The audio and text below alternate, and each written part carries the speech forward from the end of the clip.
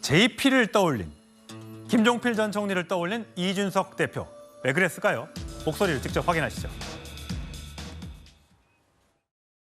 과거에 JP나 아니면은 뭐 이런 큰 정치인들도 그 전략하다가 좀 안 좋은 결말 난 적이 있습니다. JP 본인이 비례대표 1번에 본인을 넣으셨다가 2.9인가요? 받고 이제 자민련이 해체되는 그런 상황이 왔거든요. 예. 저는 그런 건 굉장히 위험한 전략이라고 생각합니다. 대중적으로 어떻게 평가가 나올지 모르는 일이고 그래서 그거는 지금까지 한 번도 옵션을 놓고 검토한 적은 없습니다.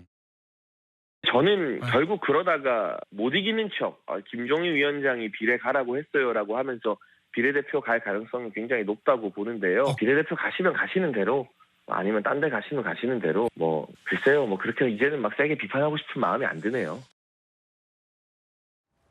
예, 어제 라디오에 나와서 비례대표 검토한 적이 없다. 다른 동지들이 열심히 뛰고 있는데 나만 살자고 가기도 어렵다. 그러면서 과거 김종필 전 총리 얘기를 하면서 이 자민련이 그러니까 그때 당시에 JP가 1번에 순번을 받았는데 득표율이 2.8%밖에 안 나오면서 결국은 한 명의 비례대표 의원도 배출하지 못했습니다. 이현정 의원님. 네. 그럼 이준석 대표는 혹시 만약에 이런 비슷한 결과가 나올 때 이게 굉장히 큰 타격이 될 수 있기 때문에 비례대표 가기가 어렵다. 이렇게 지금 판단하고 있다고 봐야 될까요? 그러니까 그때가 아마 17대 총선으로 기억하고 있습니다. 2004년 총선이었죠. 그때 이제 이 노무현 대통령 탄핵 문제가 아주 선거판을 휩쓸 때입니다. 그때 이제 김종필 전 총리가 본인이 9선이었어요. 이거 한 번 더 하면 10선입니다. 그러니까 정말 초유의 기록을 세우는 건데. 그래서 본인이 직접 비례대표 1번을 했어요. 그래서 그때 사실은 전망은 최소한 3석 내지 4석 정도 할 수 있을 것이다. 그러면 10선이 나온다 했는데 사실은 그 내부에서 반발이 엄청났습니다. 당시에 뭐 자민련 의원들이 무슨 소리냐 지금 왜 비례 1번으로 가느냐. 노욕이다라고 했던 거군요. 그때 제가 기억하기로 아마 정동영 뭔가요? 그때 비례 22번인가 하여튼 뭐 뒷번호 받고 항상 이렇게 유명한 분들은 이제 뒷번호 받아서 이제 배순을 치잖아요. 근데 JP는 1번을 받아서 하다 보니까 민심이 싸늘하게 식은 겁니다. 그래서 결국은 이제 2몇 표를 얻어서 한 석도 못 얻는 결과를 나왔거든요. 마찬가지입니다. 지금 이준석 대표가 지금 본인이 나와서 개혁신당을 만들고 한 이유가 뭐겠습니까? 아직까지 지역을 못 잡는 이유가 결국은 이제 본인이 지역에 나가서 뭔가 싸워줘야 되는 거 아니겠어요?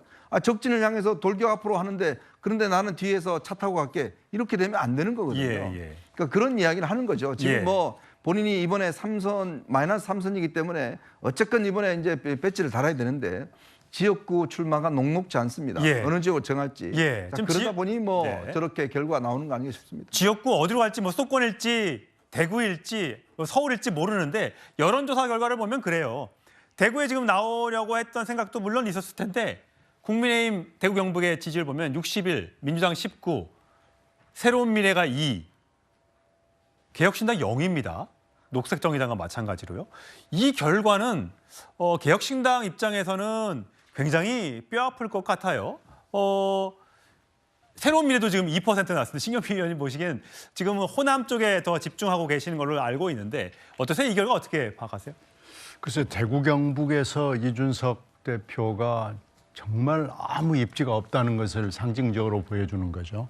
새로운 미래가 대구 경북하고 그렇게 깊은 인연이 없는데도 좀 미미한 거라도 일단 지지가 잡히는데 이준석 대표는 안 잡히잖아요. 저것은 지금까지 여러 군데를 지금 집어넣어 가지고 여론조사를 돌렸는데 TK 지역 얘기를 이준석 대표가 처음에 조금 하다가 지금은 전혀 얘기를 하지 않고 있습니다. 오히려 수도권 얘기를 하고 있고요.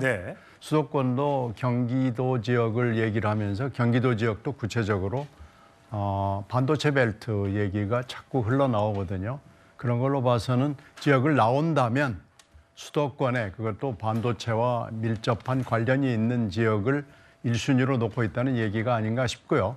만약에 거기서도 승산이 없다 그러면은 지금 장해찬 전 최고가 얘기하는 대로의 그런 시나리오 비례대표가 이제 얘기가 될 수 있는 거 아니냐. 그래서 김종인 전 비대위원장을 공관위원장으로 모셔온 거 아니겠느냐. 라는 여러 가지 시나리오들이 돌아다니고 있는 이유가 바로 이 여론조사의 결과로 집약될 수 있습니다. 제3지대 입지가 점점 넓어지게 될지 계속해서 좁아지게 될지 아직은 모릅니다만 이 여론조사 결과를 아마 뼛속같이 깊이 새기고 있을 것 같습니다.